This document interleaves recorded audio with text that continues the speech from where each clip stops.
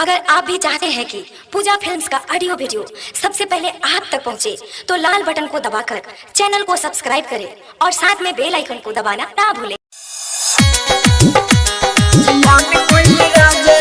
आप सुन रहे हैं अरविंद मेहता की आवाज। खाइबो न कोइले जियान कोइले राजा जी, खाइबो न कोइले जियान कोइले राजा जी,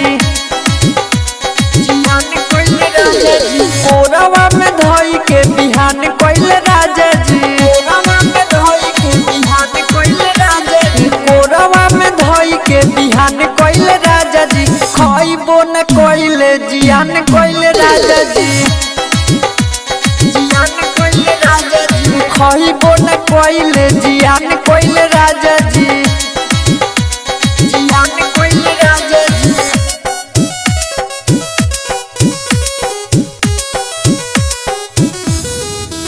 खाइबो न कोइले जियान कोइले राजा जी। आरके रिकॉर्डिंग स्टूडियो कोटवा।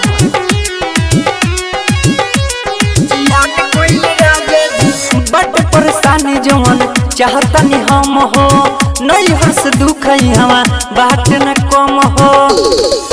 बट परेशानी जवन जानतनी हम हो, नहीं हर्ष दुख हवा बात न कम हो। बीतल कोइया सियान भइल राजा जी, बीतल कोइया सियान भइल राजा जी, खाइबो न कोइले जियान कोइले राजा जी, खाइबो न कोइले जियान कोइले राजा जी,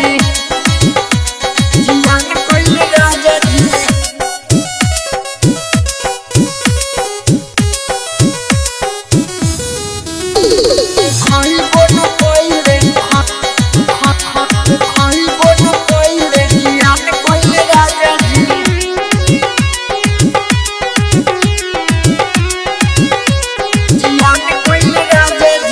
चढ़ली जवानिया ना होला बर्दास हो, संजय सने ही राजा तोड़ दिल आस हो। चढ़ली जवानिया ना होला बर्दास हो, और अबुद में तकिया तोड़ दिल आस हो। रात भर देही अखियान कोइले राजा जी, रात भर देही अखियान कोइले राजा जी, खाइबो न कोइले जियान कोइले राजा जी, खाइबो न कोइले जियान कोइले राजा जी, कोरवा में धोई के बिहान कोइले राजा जी, कोरवा में धोई के बिहान कोइले राजा जी, खाइबो न कोइले जियान कोइले राजा जी, खाइबो